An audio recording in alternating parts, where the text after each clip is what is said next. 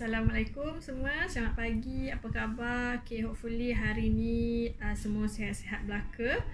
Okay, so seperti yang saya janjikan, hari ni saya buat video lah mengenai macam mana kita nak turun berat 1 kilo setiap minggu. Okay, video ni khusus untuk beginner lah. Okay, orang yang baru nak start berjinak-jinak dengan diet, baru nak start mulakan gaya hidup sihat, nak start mulakan diet yang sihat. Okay, sebab biasanya mereka-mereka yang baru nak start ni, dia akan tak tahu nak start kat mana, and then dia mudah stres lah. Bila dia stres, dia makan, bila dia makan berat naik, dia stres lagi, and then the cycle goes on and on lah. So saya tujukan video ni untuk beginner ataupun mereka yang baru nak start ubah gaya hidup ke arah yang lebih sihat. Okay, so biasanya bila kita sebut diet, ramai akan stres. Sebab satu, dia orang tak tahu macam mana nak start.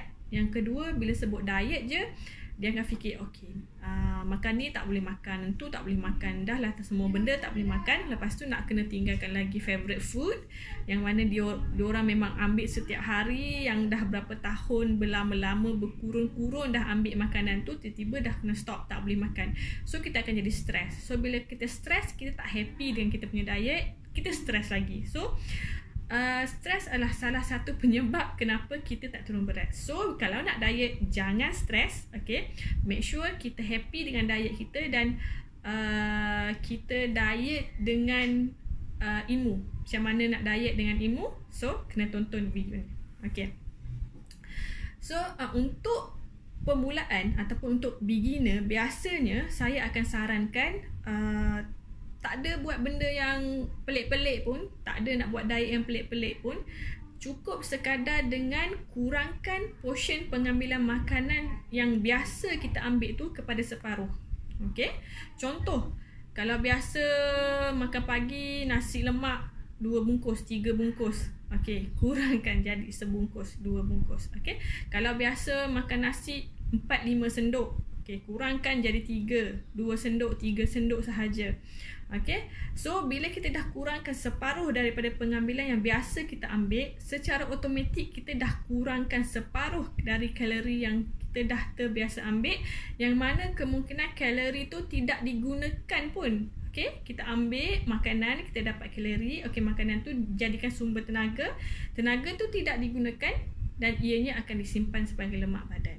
Okay, itu adalah punca utama terjadinya obesity, sebab terlebih makan. Okay, bila terlebih makan, tenaga yang kita dapat dari makanan tu tak digunakan melalui aktiviti harian, so tenaga tu akan disimpan ke dalam bentuk lemak lah. Okay, yang pertama ialah kurangkan kuantiti makanan tu kepada separuh. Okay, yang kedua, pilih cara masak yang lebih sihat. Okay, kalau biasanya sepanjang hari tu makanan bergoreng, bersantan, deep fried, cheese, bergula tinggi, okay, kalau cara masak ni pilih yang paling sihat, yang lebih sihat. Maksudnya, kalau biasanya asyik goreng, asyik santan, cuba selang-selikan dengan yang bakar, dengan yang singgang, yang sup, rebus ataupun steam. Okay, yang tidak menggunakan minyak yang terlampau banyak dan tidak menggunakan santan. Okay, kenapa? Sebab minyak dan santan ni adalah kategori lemak, dan dia bila lemak, dia adalah kalori tinggi. Okay, selain daripada kandungan lemaknya yang tak berapa nak elok lah. Okay, so cuba pilih cara masak yang lebih sihat. Okay, yang ketiga ialah kurangkan pengambilan gula. Bukan tak ambil gula, tapi kurangkan pengambilan gula. Dua benda yang berbeza. Okay, kalau tak ambil, memang kita tak ambil langsung. Memang dalam masakan tak letak gula, dalam makanan tak letak gula, dalam air tak letak gula. Kalau kebiasaannya kita dah ambil 15-16 sudu gula sehari, tiba-tiba kita tak ambil langsung, so itu akan badan kita tak ready lagi untuk step tu. So make sure kita kurangkan secara perlahan-lahan. Okay, kalau kebiasaannya setiap dari pagi sampai malam minum minuman manis, okay, cuba kurangkan, ambil pagi je minum manis, ataupun pagi dengan tengah hari sahaja, malam tak payah ambil.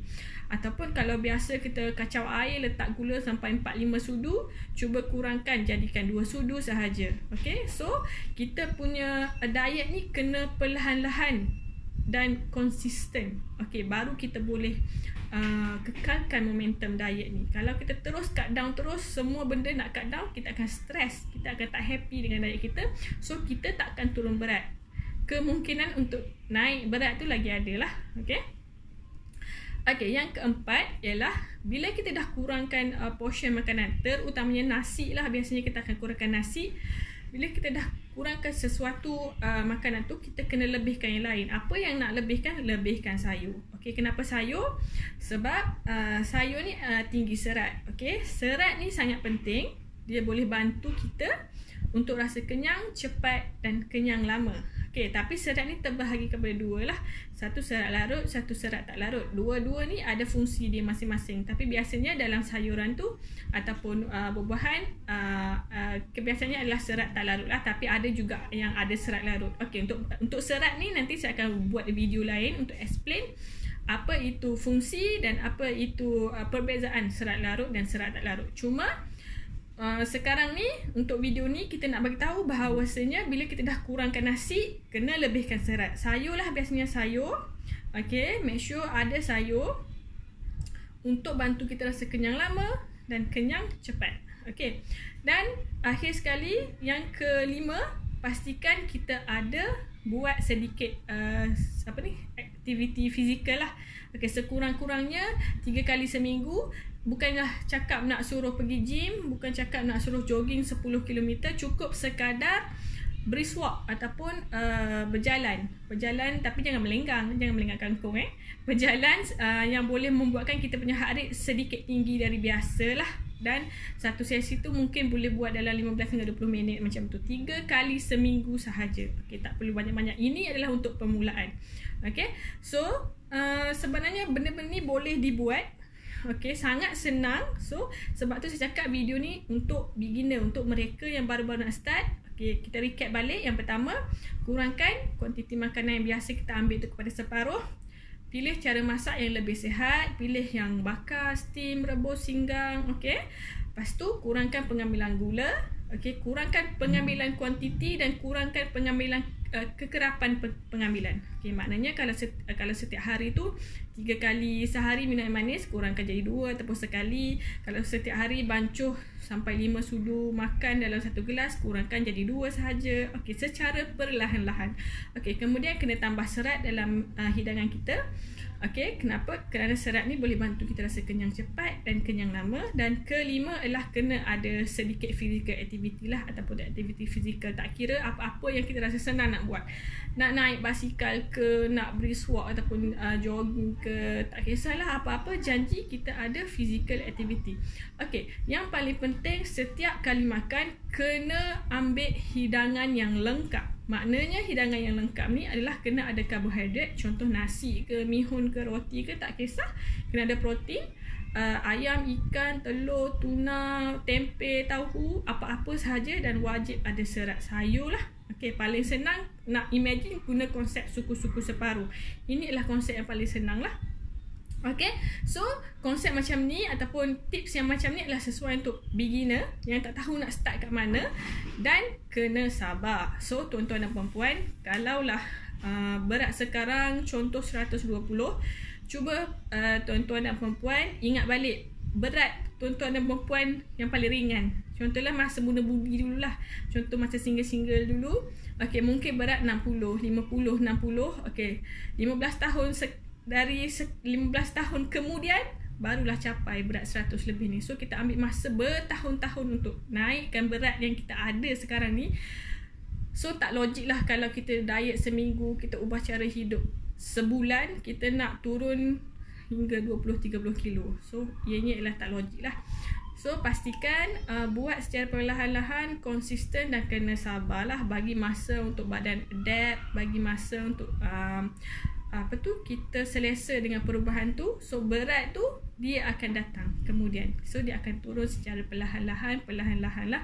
So penurunan berat secara perlahan-lahan ni adalah lebih senang untuk dikekalkan berbanding penurunan berat secara drastik. Okay, so kena ingat, buat dulu, jangan stres. Buat dengan cakap secara gembira lah, jangan stres. Okay, dan InsyaAllah tuan-tuan dan perempuan akan dapat apa yang tuan-tuan dan perempuan inginkan lah. Okay, so saya ucapkan good luck lah untuk mereka yang baru nak start perjalanan ke arah gaya hidup yang lebih sihat, gaya pemakaian yang lebih sihat. So jangan putus asa. Kalau ada apa-apa masalah, boleh tinggalkan komen dekat bawah. InsyaAllah kalau ada masa saya akan cuba bantulah. Okay, so hopefully video ni membantu dalam perjalanan tuan-tuan dan perempuan untuk turunkan berat badan. Dan insyaAllah saya akan buat video seterusnya dengan topik yang santai-santai macam ni saja. Okay, so itu saja untuk video kali ini. Jumpa lagi, bye.